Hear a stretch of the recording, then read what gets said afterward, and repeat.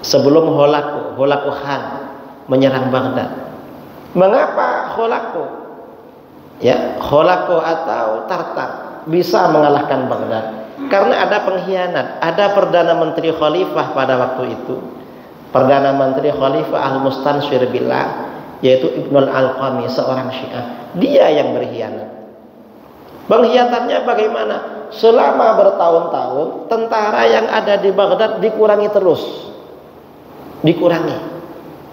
Tentaranya dikurangi sampai tentara di Baghdad itu tinggal sedikit. Bayangkan, ibu kota khalifah tentaranya sedikit. Setelah tentaranya sedikit, Ibnul Alqami kirim surat, sekarang waktunya nyerang Baghdad. Habis Baghdad. Artinya apa? Umat Islam ini kalau persatuannya kokoh, gak ada pengkhianatnya, gak bisa dikalahkan oleh orang lain, karena memang dijaga oleh Allah. Umat Islam ini kalah ya karena pengkhianatnya dari dalam, orang-orang munafik itu. Nah, dan umat Islam ini hancur karena ada saudara kita mencari dunia. Saudara-saudara kita mencari dunia, akhirnya umat Islam ini pecah seperti itu. Jadi artinya apa? Bahwa umat Islam ini keimanannya dijaga oleh Allah, sudah ada garansi dari Al-Quran. Umat Islam tidak akan syirik, artinya mayoritas mereka tidak akan kafir, tidak akan syirik. Ada garansi dari Al-Quran, ada garansi dari hadis. Karenanya kalau ada kelompok-kelompok suka mensyirikkan, dia yang salah. Contoh ya, orang Salafi Wahabi mensyirikkan umat Islam yang bertawassul, beristighatsah, bertabarruk, dia yang sesat. Mengapa? Tawassul, tabarruk, istighatsah ajaran Al-Quran dan hadis.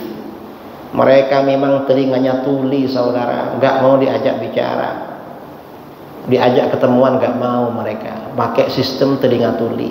Mengapa tuli? Ada yang bayar mereka. Salafi Wahabi itu ada uangnya. Nah, sekarang ini karena Wahabi ini sudah mulai dipepet, Allah memang sekarang ini lagi memberi pelajaran pada Wahabi, mengutus putra mahkota namanya MBS.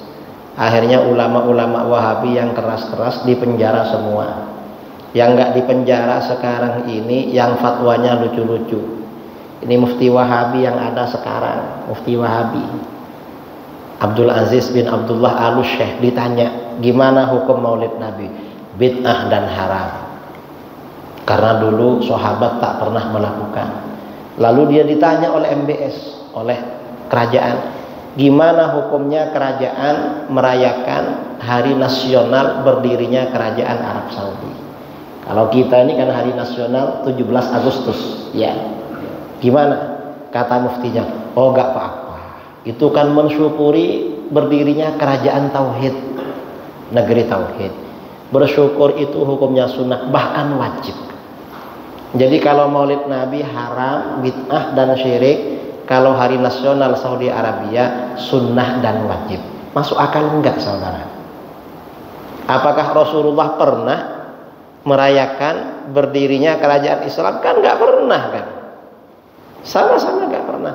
Tapi kita agak membid'ahkan. Seandainya negara kita merayakan proklamasi kemerdekaan, mengapa enggak membid'ahkan? Ada dalilnya di dalam Al-Quran. Wa dzakirhum bi ayyamillah. Ingatkan mereka, sampaikan peringatan pada mereka tentang hari-hari Allah. Ada dalam Al-Quran. Karenanya kita ada Sumpah Pemuda, ada 10 November, kemudian ada hari kemerdekaan 17 Agustus, dan banyak hari-hari. Di dalam Islam ada hari-hari juga. Karena itu hari-hari Allah, hari-hari bersejarah yang dianugerahkan oleh Allah pada kita. Hari-hari di mana Allah memberikan kenikmatan pada kita. Kita ada Maulid Nabi, ada Isra Mi'raj, ada Nuzulul Quran, ada Tahun Baru Islam, dan hari-hari yang lain. Ada dasarnya. Cuma Wahabi karena aliran sesat, fatwanya ngawur-ngawur, saudara. Kalau cocok dengan kemauan raja, mereka sunnahkan, bahkan wajibkan. Tapi kalau gak cocok, mereka bid'ahkan. Dan memang fatwa-fatwa Wahabi ini sesuai dengan arahan pemerintah memang. Ada pernyataan dari bin Salman, ya, putra mahkota, nasyarna al-wahabiyah bi talabin minal gharbi. Kami menyebarkan faham Wahabi Ini karena order, request, pesanan dari negara-negara barat. Jadi Wahabi ini memang pesanan barat, Eropa dan Amerika. Tujuannya apa? Memecah belah umat Islam. Karena kalau umat Islam ini pecah, bisa mereka kuasai. Dan sekarang ini Arab Saudi sudah mulai cerdas, mulai melakukan perlawanan ke Eropa dan Amerika. Makanya sekarang harga gas, harga minyak itu naik, Eropa dan Amerika kelimpungan. Nah, ini artinya apa? Kembali pada tadi, mayoritas umat Islam tidak akan kafir dan tidak akan syirik. Dan barangkali ini yang perlu saya sampaikan, saudara-saudara, dalam kuliah subuh ini. Mungkin sebelum saya off-kan ada yang mau ditanyakan, satu aja atau dua.